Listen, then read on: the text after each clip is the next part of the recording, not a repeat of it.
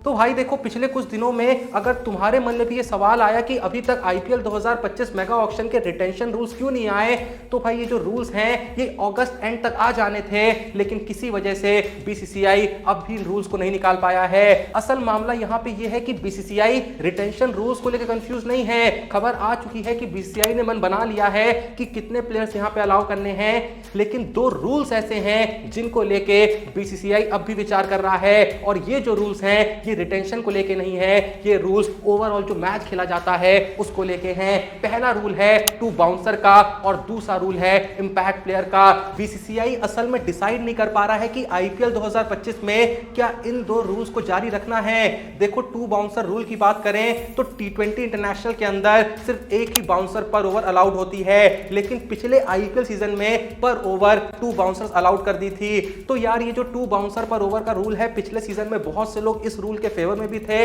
और बहुत से लोग अगेंस्ट में थे। कई लोग का मानना था कि सही है और मसाला ऐड होता है इससे क्रिकेट में, तो कई लोग का यह भी मानना था कि जब यार ये रूल टी20 इंटरनेशनल में नहीं है तो बेकार में एक ओवर के अंदर दो दो बाउंसर अलाउ करने की क्या जरूरत है। तो ऐसे में यार बीसीसीआई भी कंफ्यूज हो गया, वो भी नहीं समझ पाया कि कंटिन्यू करना है नहीं करना है। और इसी के साथ साथ इंपैक्ट प्लेयर को लेके भी कई लोग फेवर में थे, कई लोग खिलाफ थे। तो बीसीसीआई इन दो रूलों पर भी विचार कर रहा है कि आईपीएल 2025 में इन रूल्स के साथ आगे जाना है या नहीं जाना है। माना जा रहा है कि टू बाउंसर पर ओवर वाला जो रूल है ये हटाया जा सकता है, लेकिन इंपैक्ट प्लेयर वाला जो रूल है ये कंटिन्यू किया जा सकता है।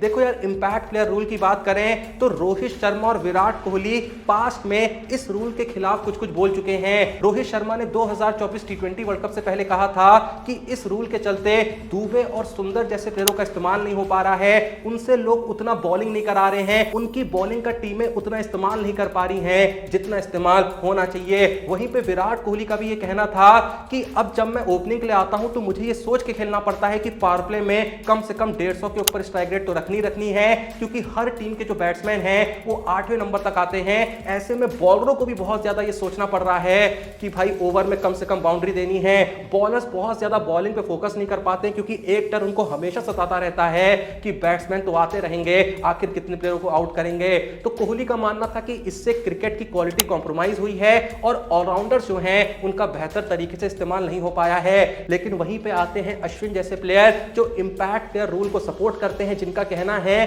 कि इंपैक्ट प्लेयर रूल की वजह से कई ऐसे प्लेयरों को खेलने का मौका मिल रहा है जिनको शायद मौका मिलता ही नहीं, जैसे जुरेल हो गए, जैसे जितेश हो गए, जिनको बस इंपैक्ट प्लेयर के तौर पे एंड में भेजा जाता है और कहा जाता है हिटिंग करो। अगर इंपैक्ट प्लेयर रूल नहीं होता तो शायद इनका इस्तेमाल ही नहीं हो पाता।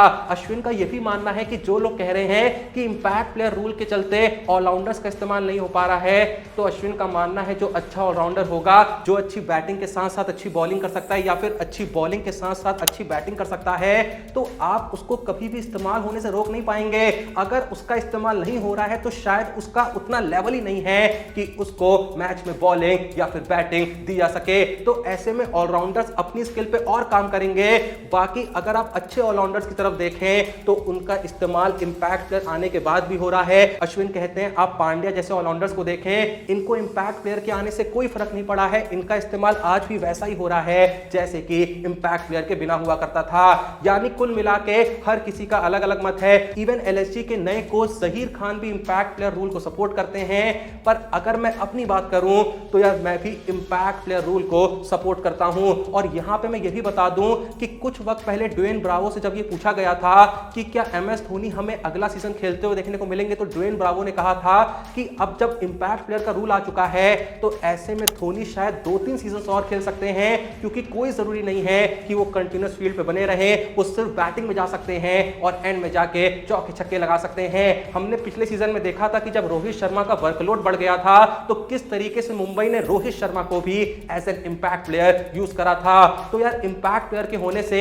जो हमारे चहेते प्लेयर हैं, चाहे वो कोहली हो गए या रोहित हो गए या धोनी हो गए, ये शायद हमें और ज्यादा सीजन्स खेलते हुए देखने को मिले कंपेयर टू अगर इंपैक्ट प्लेयर रूल ना होता तो शायद जहां पे इनकी फिटनेस जवाब दे देती, ये लोग कहते कि अब जाना ही होगा, क्योंकि हम बैटिंग तो कर सकते हैं लेकिन इतने ओवर्स तक हम फील्ड पे वक्त नहीं बिता सकते। पर देखो, अगर मैं सिर्फ धोनी की बात करूं तो मुझे नहीं लगता कि इंपैक्ट प्लेयर रूल होने से धोनी को बहुत फायदा होगा, क्योंकि धोनी की जरूरत टीम को ना दोनों इनिंग्स में होती है, क्योंकि Dhoni as a wicket keeper और साथ में धोनी एज अ लीडर की टीम को जितनी जरूरत है उतनी ही जरूरत धोनी एज अ प्लेयर की है। भाई आपकी टीम में MS धोनी हो तो क्या आप सिर्फ धोनी को एज अ फिनिशर यूज करना चाहेंगे? नहीं भाई, आप धोनी का दिमाग भी चाहेंगे। जब बॉलर बॉलिंग करा रहा है आप चाहेंगे कि धोनी उन 3 डंडे के पीछे खड़े हों जब सामने आपकी टीम का बॉलर बॉलिंग करा रहा हो, क्योंकि धोनी भाई जिस तरीके से इनपुट्स देते हैं वो अपने आप में बहुत बड़ी बात है। तो मुझे नहीं लगता कि इंपैक्ट प्लेयर रूल के होने या ना होने से इस बात पे बहुत फर्क पड़ेगा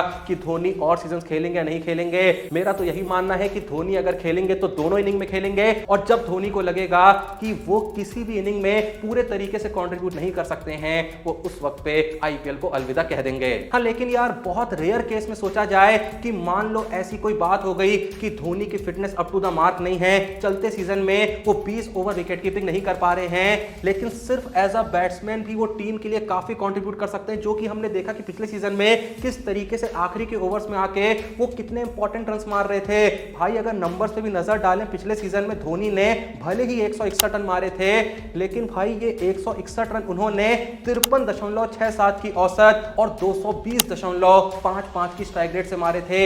इवन CSK ने RCB के खिलाफ लीग स्टेज में जो आखिरी मैच खेला था उस मैच में भी धोनी जिस तरीके से खेल रहे थे ऐसा लग रहा था कि धोनी इस मैच को जिता सकते हैं। जैसे ही धोनी गए वो मैच भी CSK के हाथों से यूं फिसल गया। अगर उस ओवर में धोनी पूरा टिक गए होते तो ये सबको पता है, इवन RCB को भी पता है कि वो मैच RCB कतई नहीं जीत पाती। तो अब भी एज अ प्लेयर भी महेंद्र सिंह धोनी चेन्नई के लिए बहुत कुछ कर सकते हैं। तो इंपैक्ट प्लेयर रूल का फायदा ये हो सकता है कि किसी वजह से फिटनेस के कारण धोनी ज्यादा कीपिंग नहीं कर पा रहे हैं, तो इस इंपैक्ट प्लेयर के रूल का इस्तेमाल करके धोनी एज अ फिनिशर कम से कम टीम के काम आ सकते हैं। अब क्या होगा क्या नहीं होगा ये तो वक्त ही बताएगा। वैसे आप इंपैक्ट प्लेयर रूल के सपोर्ट में हैं या फिर अगेंस्ट में, जो भी आपका जवाब है कमेंट सेक्शन में जरूर बताइएगा। मैं तो भाई सपोर्ट करता हूं, मुझे लगता है कि इससे गेम काफी इंटरेस्टिंग बना है। और भाई अश्विन ने ना एक बहुत ही कमाल की बात कही थी जिससे मैं पूरे तरीके से एग्री करता हूं कि इंपैक्ट प्लेयर रूल आने की वजह से जो स्ट्रैटेजी की कीमत है वो काफी बढ़ गई है। टीमों को और ज्यादा स्ट्रेटेजाइज करना पड़ता है कि किस तरीके से इंपैक्ट प्लेयर रूल का इस्तेमाल करें, किस तरीके से बॉलरों का इस्तेमाल करें, किस तरीके से बैट्समैनों का इस्तेमाल करें। तो टीम चुनने का भी जो प्रोसेस है उससे काफी इंटरेस्टिंग हो गया है। ऐसे में इंपैक्ट प्लेयर रूल को मैं सपोर्ट करता हूं और मुझे लगता है कि बहुत से लोग सपोर्ट करते होंगे। बाकी आपका क्या मानना है कमेंट सेक्शन में जरूर बताइएगा। और हाँ, यहां पे मैं एक बात और कहना चाहूंगा कि रिसेंटली विराट कोहली और रोनाल्डो की आपस में बातचीत हुई है। क्या आपको इस बारे में पता है? जी हाँ, दोनों के पीछे एक कन्वर्सेशन देखने को मिली है। अगर आपने वो वीडियो नहीं देखी तो आप क्या कर रहे हैं? चिंता मत करिए, वो वीडियो आपको देखने को मिलेगी हमारे Telegram channel Cric Time with Joshi पे, जिसका लिंक है डिस्क्रिप्शन और पिन कमेंट में। जाइए जाके टेलीग्राम चैनल को ज्वाइन करिए और मस्त उस वीडियो का आनंद दीजिए। टॉप पे मैंने आपके लिए पिन करके रखी है, कसम से देख के मजा आ जाएगा। बाकी टेलीग्राम चैनल ज्वाइन भी कर लेना, जहां पे क्रिकेट वर्ल्ड की सारी अपडेट्स सबसे पहले तुम तक आती हैं, सारी इंपॉर्टेंट अपडेट्स जो आसानी से आपको कोई बताता नहीं है। लेकिन भाई हमने टीम बैठा के रखी है जो ऐसा कंटेंट लगातार आपके लिए टेलीग्राम पे लेके आती है क्रिक टाइम विद जोशी पे। तो जाइए जाके ज्वाइन कर लीजिए और क्रिकेट वर्ल्ड की हर अपडेट सबसे पहले अपने फोन पे पाइए। तो टाइम मत वेस्ट करो, जल्दी से टेलीग्राम चैनल ज्वाइन करो, वीडियो को लाइक करो, चैनल को सब्सक्राइब करो। मिलते हैं नेक्स्ट वीडियो में, तब तक के लिए जय हिंद, धन्यवाद।